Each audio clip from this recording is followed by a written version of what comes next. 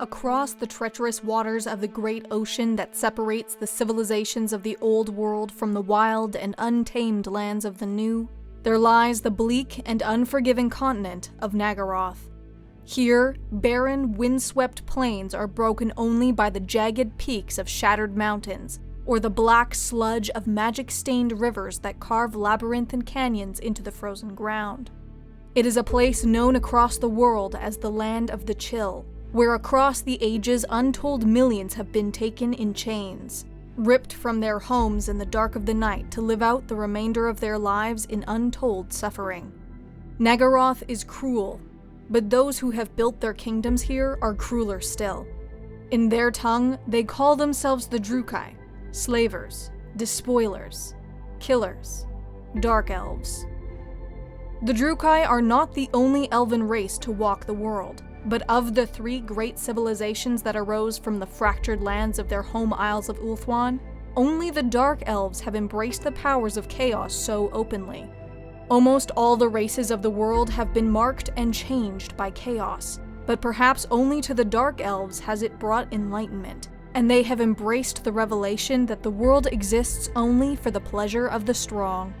The Dark Elves care nothing for the sanctity of life, and consider the so-called lesser races nothing more than insects begging to be ground beneath a boot heel if no productive or entertaining use can be found for them.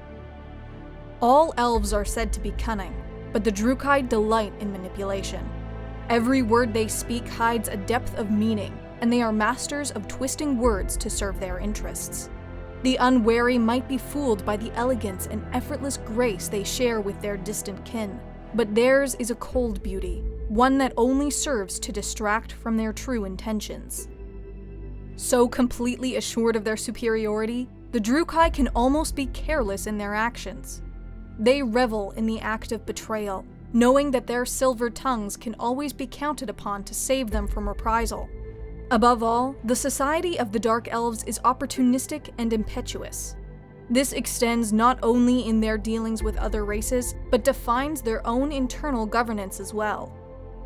The kingdoms of the Dark Elves are rigidly hierarchical, with a complex structure of titles and positions that date back to their most ancient history.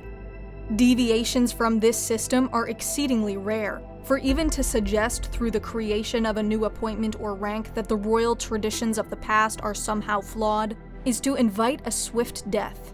A constant cycle of plotting, disgrace, betrayal, and assassination is behind every position of authority in Naggaroth. Powerful nobles are trapped in perpetual competition with their rivals, all vying for power while simultaneously preventing others from achieving it. Yet no matter how high a lord or lady might rise, in truth, there is but one ruler of the Dark Elves, Malekith, the Witch King of Naggaroth. To the Drukai, he is the embodiment of their people, destiny and greatness burned into his very soul. As long as he lives, Malekith's authority over the kingdoms of the Dark Elves is absolute. His inner circle is known as the Black Council, comprised of exactly 100 of Naggaroth's most powerful dreadlords. To claim a seat at the obsidian table of the Black Council is one of the kingdom's highest honors, but perhaps the most dangerous. The favor of the Witch King is always unpredictable, and often fewer dreadlords leave the council chamber than enter it. Across the millennia, a few nobles have been clever enough to avoid falling victim to Malekith's temper. First among these, and closest of all Malekith's counselors, is his own mother, the tremendously powerful sorceress Morathi. This honor is not the result of any familial loyalty, but because her intentions are not always clear, and she can only be trusted when kept in plain sight. Other powerful council members typically include the highest commanders of the Witch King's armies and fleets, who earn glory for every victory and blame for every defeat. In battle, the Dark Elves prize speed and maneuverability above all. They are relentlessly aggressive in battle, but most effective when conducting lightning raids, seizing slaves and plunder before an organized defense can be mounted. Sadistic and thrill-seeking elements of the Dark Elf army will often enter a drug-crazed killing frenzy, contrasted by the cold, ruthless professionalism of Malekith's personal Black Guard. Cavalry often plays a key role in these engagements, with the Drukhai nobility often riding atop carnivorous reptiles native to Naggaroth alongside more traditional steeds. The Dark Elves display a natural talent for the taming and training of beasts and monsters. Harpies, manticores, hydras, and other predators that stalk the land of the Chill are often driven to the enemy at the end of a lash. It is through their mastery of the sea, however, that the Dark Elves wield their greatest strength.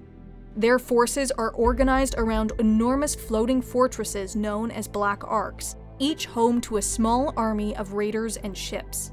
These arks roam every ocean, landing forces on an unsuspecting kingdom before disappearing with plunder and captives. This is not merely the basis of their military strategy, but the backbone of the Drukhai's economy. The Dark Elves count no craftsmen, workers, or farmers among their own, for such tasks are thought beneath them. The kingdoms of the Dark Elves were built on the labor of slaves, and it is through slaves that they endure. Untold captives exhaust themselves within the mines of Naggaroth's mountains, or rot away in vast plantations before their bodies are left to nourish the barren soil. Slave revolts are rare and harshly suppressed, and the only successful revolts have typically occurred at sea, before the captives have been broken completely. To be a slave in Naggaroth is a fate worse than death, for in addition to providing a cheap source of labor, slaves are also a critical component of the Dark Elf religion, sacrifices to the cult of Cain. Other remnants of the old elven pantheon remain in Naggaroth, but it is Kala Mensha Cain, the bloody-handed god and thousand-faced lord of murder, that is by far the most worshipped. While the High Elves of Ulthuan only invoke this wrathful god in times of war, the Dark Elves are wholly devoted to him. Every city in Naggaroth has temples and shrines devoted to Cain, slick with the blood of those sacrificed. The most holy time of the year for the Drukhai is the Death Night, when witch elves rule the streets of Naggaroth's cities, capturing any they find, killing them on the spot, or dragging them back to the temples as sacrifices for Cain. Dark Elf families will barricade their doors and windows on Death Night, for often these witches will not limit themselves to the streets alone.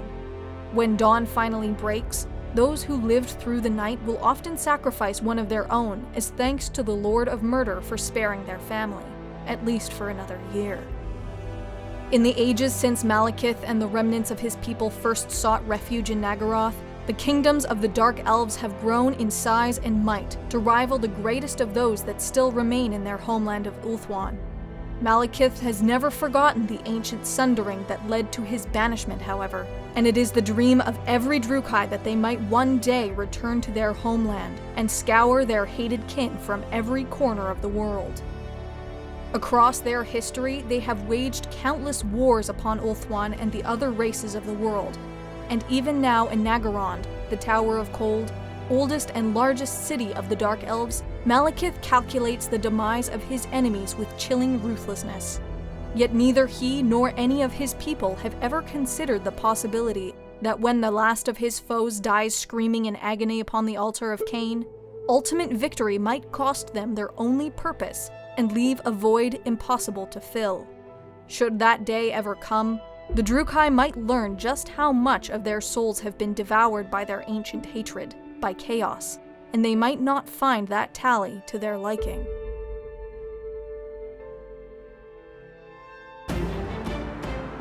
The Templin Institute investigates alternate worlds and realities. If you've enjoyed this video and would like to directly support us, vote in polls to determine future topics, and receive some cool rewards, please consider pledging to our Patreon page.